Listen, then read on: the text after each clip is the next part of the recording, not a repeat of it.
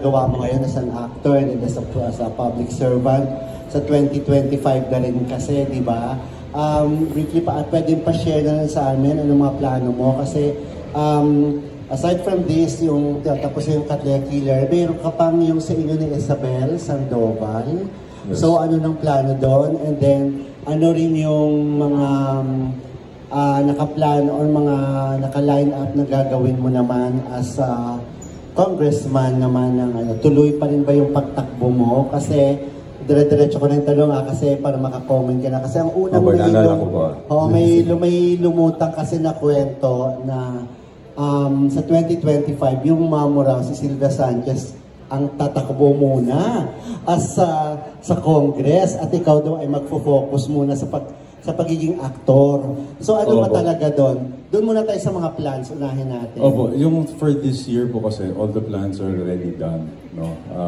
Plans meaning the projects that I've committed to ABS as well as part of my responsibility at hanap buhay. Sabi ko po, of course, I had to finish what I had to finish and I did it during the breaks of Congress. Minsan po na-overlap, but rest assured that the district was my priority. No? And for Moon Glow po, that is coming out next year po. We ended na rin po a couple of months ago. May nireshoot lang kami recently for a day. But the rest... For commercial release? Cinema release ba to? That one po, hindi ko po pwedeng pangunahan si Direk Isabel. She's the one on top of it as well. So, that one to follow na lang po. Topa, of course. Julia Montes and Sean and Sid Lucero, of course. Ito sa cinema na to? Opo, coming soon po yan. It will come to the... So, mauna mo na yung Topa? Manila. Opo, very very soon. Within the year po, hopefully. And for Bagman po, of course, not to announce yet, pero very soon na rin po, hopefully, malaman din po namin yung final na malalabasan nito or what platform will we be coming out for this. Then doon na tayo sa political plans. Yes, so tapos na lahat. No, it's not true. My mom is not replacing me. I have much to do. We have been working very hard in the district. No? And as a promise to my responsibility, to my commitment to the people, for the next, from this month actually, from last month pa, nung natapos ko na yung mga, again, my commitments, I was able to keep myself free until after elections as well, so that I could focus, of course, on the district. So tuloy-tuloy ka? Opo, tuloy po. Hindi po si Mami, ako po. Last na lang, saan naman si Maine dyan sa lahat ng mga ginagawa mo? Of course po, during my free times and during my free days, kapag may bakasyon, kaya nga po, we travel, nakikita po ng tao, because those are the only times talaga na we get to spend time together, to be honest. Kasi pag nandito po sa Manila, of course, meron din siyang responsibilities. She also has commitments to attend to. And also me as well. I juggle up, all these things. But rest assured, it's just time management, proper time management. And we're both very happy. If pamunahan po kayo. And yeah, it's just really time management po. And she's always my priority at the end of the day as well. Akala nila buntis na si May nung medyo nawala siya doon sa Bulaga. Hindi po. We went on a vacation for our first wedding anniversary po. Maraming salamat po. Thank you po. Thank you, Gorgie. Follow up lang ako, speaking of your latest win sa Content Asia. Nagkaroon pa ng inkling na you're gonna win. Meron kang feeling na ikaw yung mananalo or talagang it's a surprise. Nung gabing yun na tinawag Arjo ang Ideas winner. Ako? Yung feeling ko? Hindi, ganun pa rin eh. Same. I had the same feeling. We went there, with Ken, Kayla, and the rest of Direk Ted. And of course, there's the EJ, Tanya, the rest of the people with us from the PSCBN and the other network. I guess none of us were expecting anything. No? To be nominated is already such a privilege. The recognition itself will be a bonus, like we always say. It's not being humble, but it's really trying to push Filipino content, trying to push Filipino connections in a better way, so that we could excel back to where we were back in the 80s, 90s, etc. So yun po. Thanks, Joe. We have a question here from Glenn Sibonga. Hi, Arjo. Hello po. Congratulations. Thank you. Arjo, syempre, itong Content Asia, gaano ka na nasasanay na tumanggap ng awards? Kasi parang lagi ka na lang nakakatanggap ng award. Hindi naman po sasanay. I don't think anyone will get used to this. No? Again, I don't work for awards. I never did. Still the same thing, still the same guy. Just really enjoying what I do. I'm learning, especially with the last projects na ginawa ko po. Insane knock-knock on my head. Kasi obviously po, nakafocus po dito when I got back to working on screen. It was different. I was exposed to sila, Tito Dai, Tito John, and the rest of the veterans and the seasoned actors that I'm very privileged to work with. So, yun po. Pero ano yung importance sa'yo na makatanggap ng awards? Importance, number one, it's for us Filipinos. That's always with me. Number two, it's always for ABS. No? Always thankful to God, my family. But what's the importance of getting it? No? Personally, of course, it's not just a recognition. Yes, I did a good job. It would always just motivate me to learn more, to be worthy of what they gave. And the importance of pushing, as I said, I am one with ABS. So that award that I won, sabi ko, it's not for myself. It's always going to be as a whole idea. No? Kasi mula po nung Katleya pa lang to Bagman and the rest. No? Being with ABS-CBN International, they've always targeted going international. And not for selfish reasons, but always to give maybe a door, the opportunity that could open to us Filipinos to be back on top again. So yun po. Siyempre, napapanood ko sa movies at saka sa miniseries, pero may mga nakakamiss din na gumawa ka ng teleserye. Can we expect any teleserye soon? Siguro po, next year. I could say maybe next year. I've been gone for about 5 years on Free TV as well. And of course, ang dami na po nangyari. Then I have my responsibilities. But definitely po, I'm looking forward to coming back, even just for a while. And to be back on my plate now, and to learn more again with the people that I've been working with. Meron kang inaay na actress na gusto mong makatrabaho sa susunod mong proyekto? Lahat. To be honest, anyone. Still the same po. Say, when we get those interviews since before, I want to work with everyone naman talaga. It really gives me the opportunity to learn more, to stretch out. Nagugulat din po ako sa mga iba't ibang artista, the way they lay their cards on the table pag sinabing action. Especially again with the last projects that I've been working with, they're insane actors, very unselfish actors, and I'd always be grateful for them and indebted, especially to the people behind Bagman and Katleya. Thank you, Joe. Congratulations. Salamat. Thank you po. Miss Tess, before Yes. we continue, pakiusap po sa mga kaibigan natin kasi medyo madami po tayo para lahat more or less magkaroon ng chance makapagtanong. Limit natin sa isang question. Okay. Kasi medyo, ano po tayo, 150 po tayo nandito. Isa lang Okay, po. one question Romel each lang po. Si Okay, Romel Romel, Vicente. okay. Romel. Hi po. Hello. Yeah, tanong ko lang yung tungkol sa serye. Ang pagkakalam ko kasi dapat kasama ka sa incognito. So ano talaga yung dahilan bakit hindi ka na natuloy doon? Isang question lang yun. Thank you. Ako po. Kaya naman ako. But yeah, I feel really bad to be not part of the show for anything. But again, like what I said po, hindi ko na po papahabayan ng aking explanation. It was very heavy heart that I had to say no, because obviously I have priorities po talaga for now. And I really want to be 100% committed. If I'm not 100%, then it would also be unfair to my co-actors po. So, and I've always worked 100% for these guys. So, given the opportunity, of course, I wanted to give it my all. But for now, I have to focus on this po. So yun po, yung ano. Isa lang daw, friend. Grabe. Okay. Not paying attention. Minus si Romel. Joke lang. Okay, next we have Sir Robert Requentina of Manila Bulletin. Robert Requentina. Hello po. Congratulations, Arjo. Thank you. Napapag-usapan niyo ba minsan ni May na magsama kayo sa isang project? And how do you choose yung roles na ginagawa mo? How do I choose the roles? With Maine, of course, maybe one day, I don't know when, makapagpagawa ko. Let's say we did a film, no?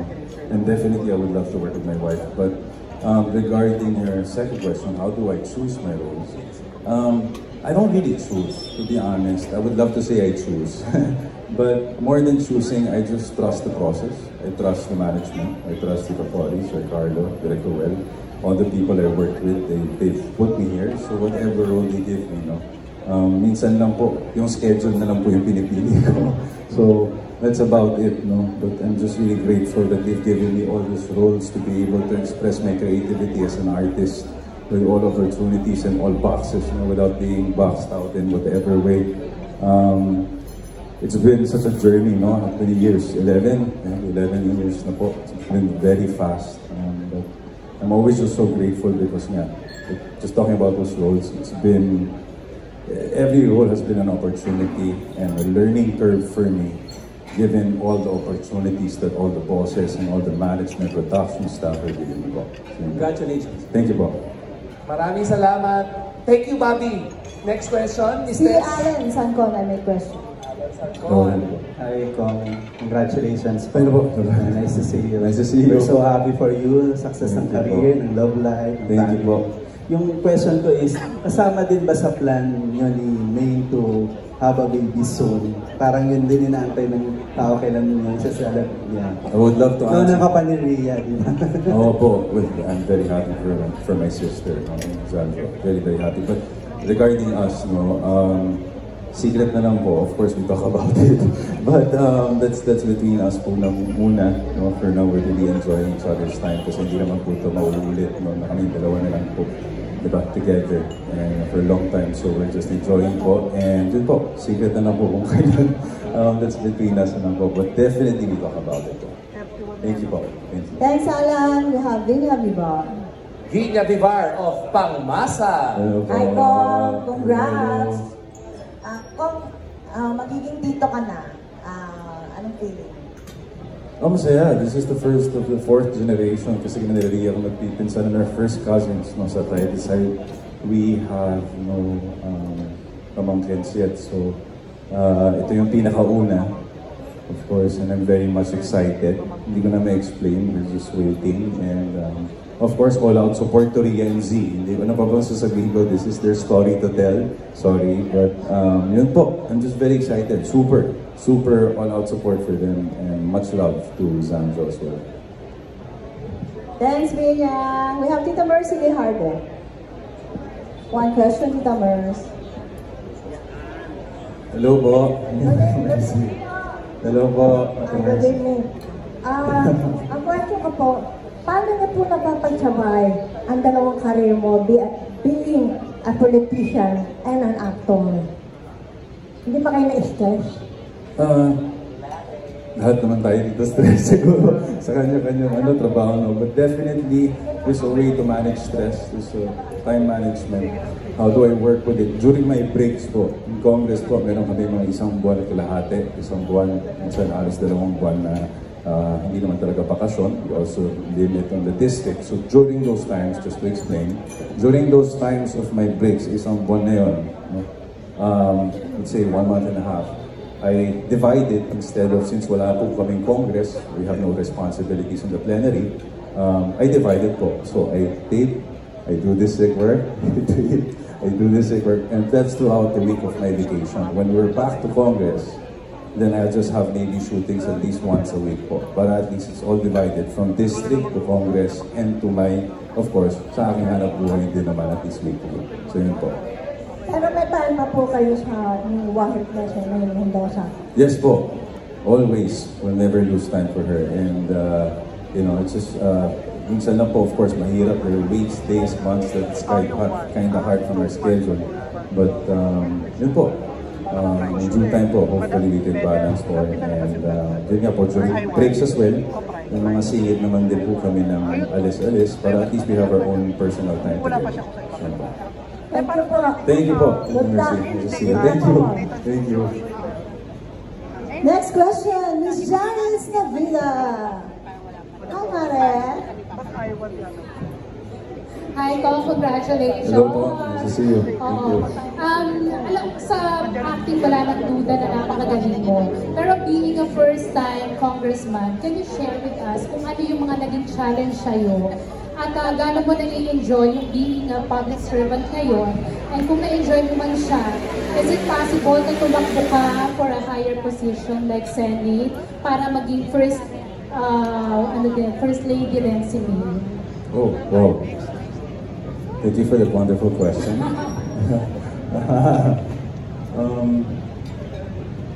Well, how should I say it?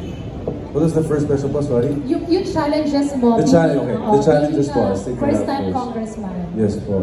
Challenges, of course, a lot po, a lot. Of course, it's covering the whole place. More problems and problems come along.